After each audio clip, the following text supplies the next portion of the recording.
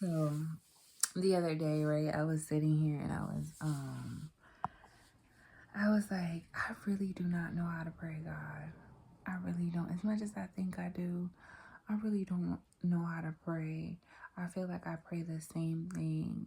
And I know in the book of Matthew, Jesus said, do not be like the Pharisees, for they think many words are babbling, that they're going to be heard. So he said the Lord's Prayer. And I was just like, I don't know.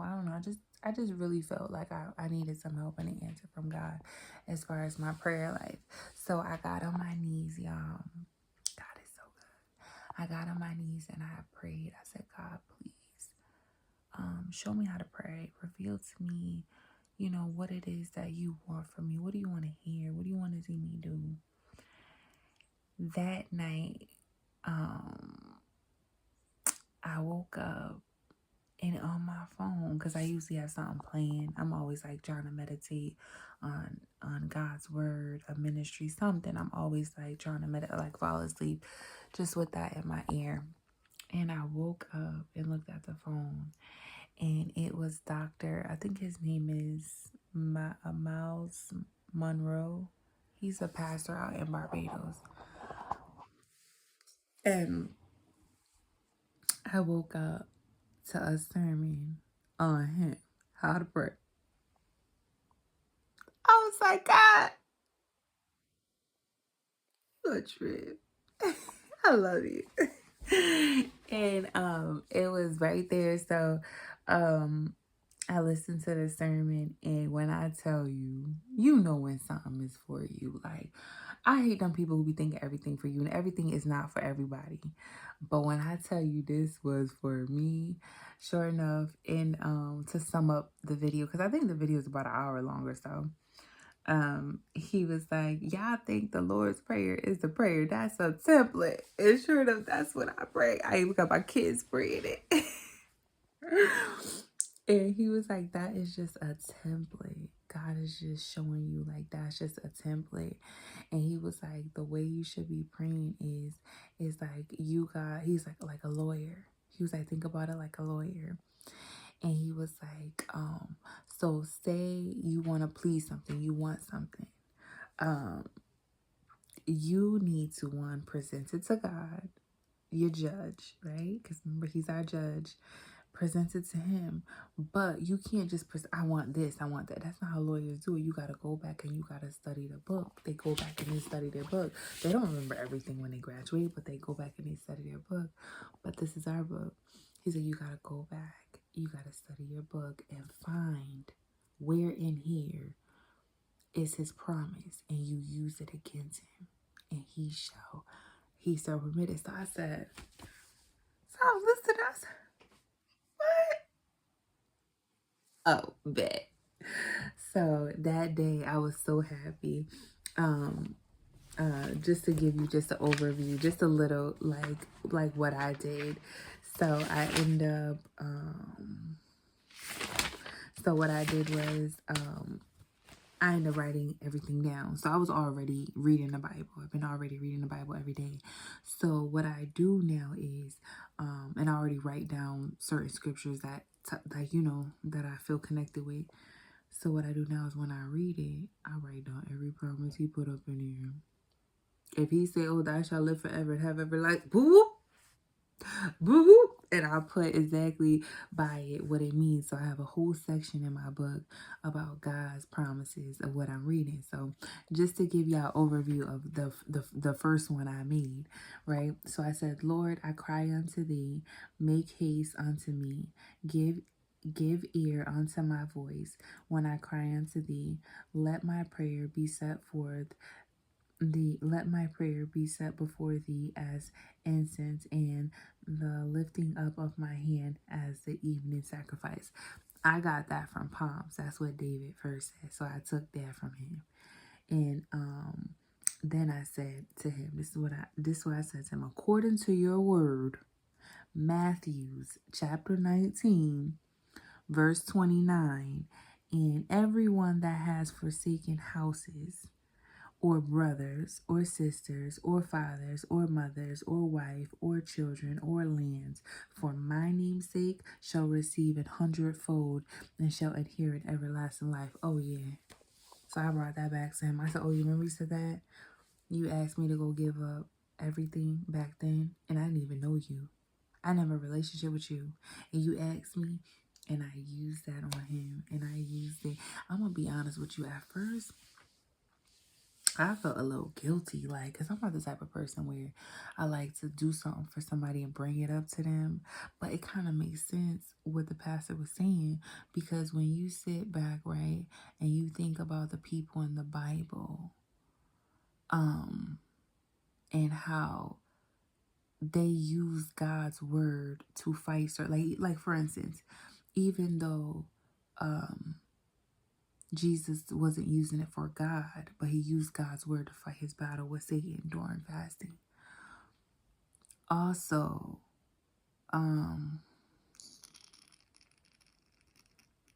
even the disciples, when they went out using God's word, there was something else I wanted to say.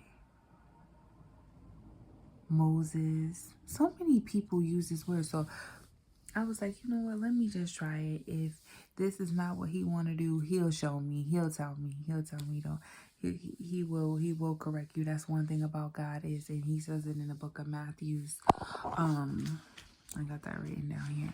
He says that in the book of Matthews about being reproved, and that he who loves you, he will correct you, and but also too, one thing about correction is you have to be open to receive it. Some people have pride and arrogance, and so when they do something wrong and somebody tells them, they don't want to, or some people just don't even think what they're doing is wrong, so they don't feel no need to correct themselves.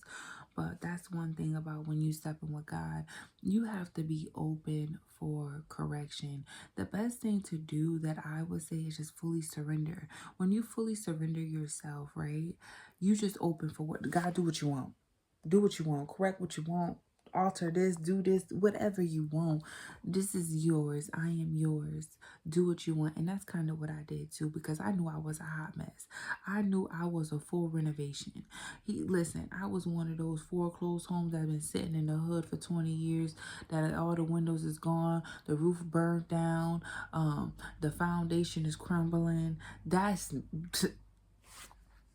just come. I'm just happy you came. I'm just come in and remodel your girl. And so that was me. So I already know. So I'm not like, if God's saying you doing it, all right. It is what it is. I am so desperate. I'll be honest with you. I'm so desperate to get out of this wicked life that I have created for myself, and start walking with God and feeling wholeness, feeling peace, feeling happiness, feeling just feeling joy. Waking up feeling joy, walking in the light, no longer walking in the darkness, just feeling grace and mercy, all these things. I'm so desperate for it. Do what you want. Do what you want. I am tired, y'all. I'm so tired of living this life that I live. And mind you, like, it don't matter how, and it's somebody who don't been to school, got degrees. It don't matter. That stuff don't matter, honey.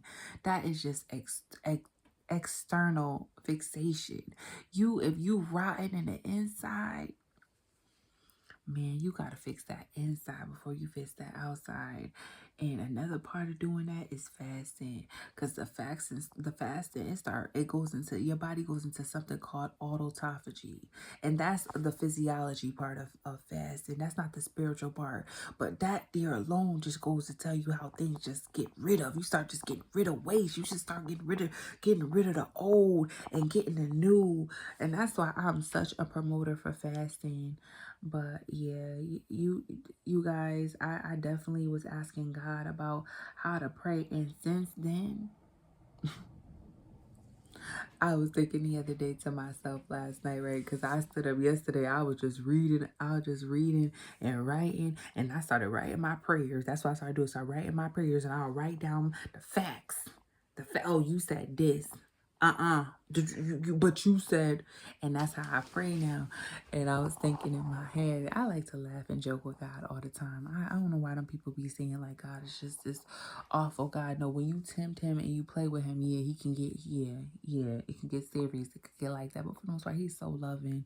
He's so graceful. He's so merciful. And I was joking. I know he was like, who in the world done taught this girl this mess? Because now it's always like when you was a kid and your parents told you they was going to bring you to the park and they hoping and praying you forgot, and all day you just be saying, but you said, child, that is me. I'd be like, wait, hold up, but you said, and I did this. And I did this. And this is another thing too he said to do. Also start bringing up stories like what he did for Esther. You did this, Esther said you did that, and she did this, and you did this for her. I'm calling out upon my name, and da-da-da. And so that's what I was doing. My last prayer, I don't know, my last prayer or this prayer, I went and I was telling him about, and look at them Pharisees. They were sinners. They was worshiping other gods. It was, and you just kept forgiving them and forgiving them and forgiving them, and still allowed them to go into the promised land. Well, I'm calling you right now. Yeah, and I'm not really telling you fully I'm not really like fully telling you my whole prayer, because like I said, my prayers is yeah. So it's just me summing up, because I feel like my prayer life is definitely like, it's intimate between me and God. And it's a time where I can just be vulnerable and talk to him and just listen to him and his needs, his wants, and what he wants of me, and vice versa. But yeah, for anybody out there who's wondering, how do I pray? I highly recommend that you go watch that video. I don't know what the video is even called, like the full name, because his titles be long, but just go look up I think his name is Myles Munroe. He's big. He ain't no small time pastor. He known, so it ain't gonna be hard to find him. But go look him up and go look up prayer, and you will see it. You'll see. And once you start hearing him talk about the Lord's Prayer being a temple, you know you want to write. That's the right video. And that's the one you need to listen to. And hopefully the Lord convicts you. Because when you get convicted, like when something in your spirit telling you this is right, and listen, and you getting convicted because what they saying, what you was doing was wrong, you feel convicted, and you want to change, you on the right path. Because that's me. That's how I usually know when I'm on the right path, when I feel conviction. If I don't feel conviction, then it's like but all right, I'm gonna let this go, and I hope you guys go find that video, and I'm praying that it plants a seed in you and you are able to strengthen your prayer life, and start getting some answers and connections with God. Have a good day.